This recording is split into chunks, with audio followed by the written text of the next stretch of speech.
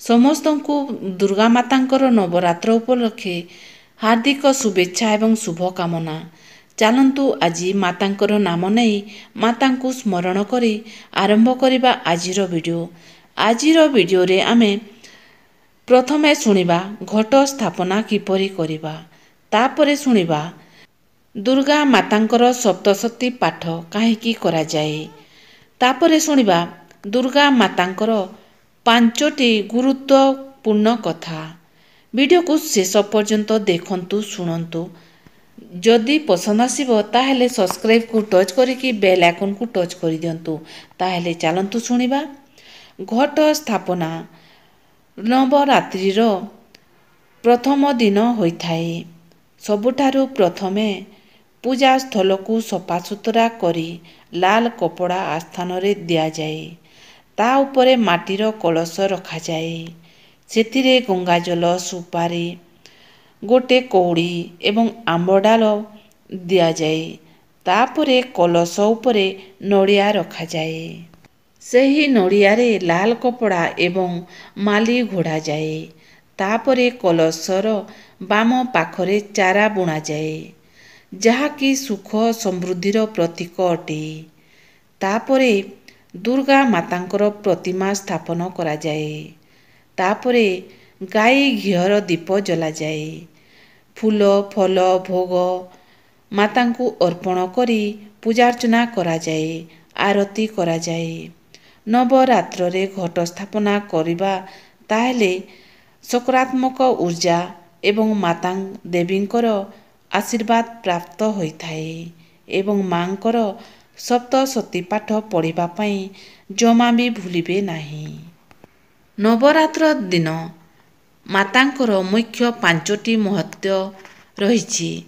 ସେହି ମହତ୍ତ୍ୱ ହେଉଛି କଳସ ସ୍ଥାପନା ମା ଦୁର୍ଗାଙ୍କର ଆଗମନର ପ୍ରତୀକ ଅଟେ। ଦ୍ୱିତୀୟରେ ମାତାଙ୍କର ଆସ୍ଥାନ ପାଖରେ ଚାରା ବୁଣିବା।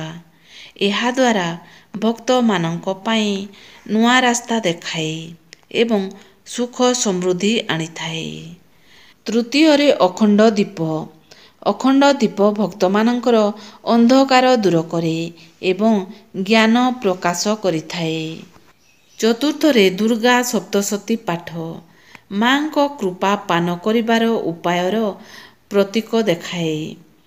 ପଞ୍ଚମରେ କନ୍ୟା ପୂଜନ।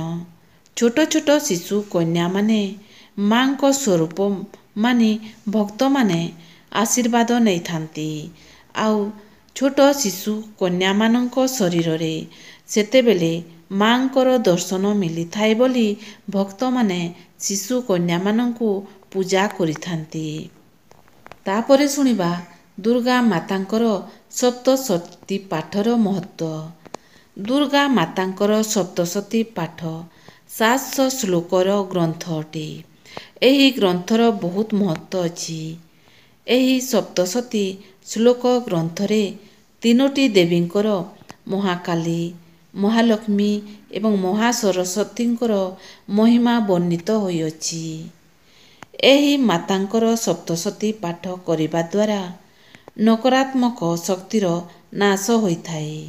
ଜୀବନରେ ଆତ୍ମବିଶ୍ୱାସ ଏବଂ ସାହସ ବଢ଼ିଥାଏ। ନବରାତ୍ର 9 ଦିନ ସପ୍ତଶତୀ ପାଠ କଲେ ମାଙ୍କର ଆଶୀର୍ବାଦ ପ୍ରାପ୍ତ ହୋଇଥାଏ ଏବଂ ଦୁଃଖ ଦୂର ହୋଇଥାଏ ଏବଂ ଧନ ସମୃଦ୍ଧିର ମାର୍ଗ ମିଳିଥାଏ। ଦୁର୍ଗା ସପ୍ତଶତୀର ପାଠ ଭକ୍ତମାନଙ୍କ ପାଇଁ ଏକ ଦିବ୍ୟ ଶକ୍ତି ଅଟେ। ସେଥିପାଇଁ ଭକ୍ତମାନେ ଯଦି ନବରାତ୍ର କରୁଛନ୍ତି ତାହେଲେ ମାତାଙ୍କର ସପ୍ତଶତୀ ପାଠ ନିଶ୍ଚୟ କରନ୍ତୁ। ମାତାଙ୍କର ସପ୍ତଶତୀ ପାଠ କଲେ ଶରୀରରେ ଦୁଃଖ, ଶରୀରର କଷ୍ଟ, ଘରକୁ ସୁଖ ସମୃଦ୍ଧି ଲାଭ ହୋଇଥାଏ।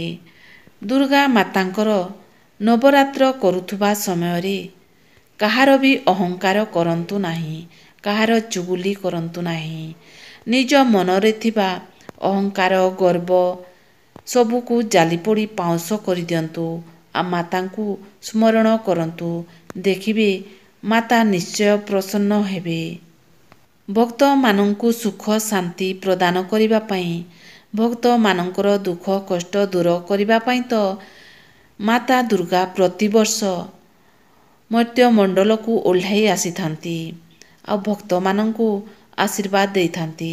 ସେଥିପାଇଁ ଶ୍ରଦ୍ଧା ଭକ୍ତି ଭାବରେ ଦୁର୍ଗା ମାତାଙ୍କୁ, ମାତାଙ୍କର ନବରାତ୍ରିକୁ ପୂଜା କରନ୍ତୁ। ମାତାଙ୍କର ଆରତି କରି ମାତାଙ୍କର ଆଶୀର୍ବାଦ ପ୍ରାପ୍ତ କରନ୍ତୁ।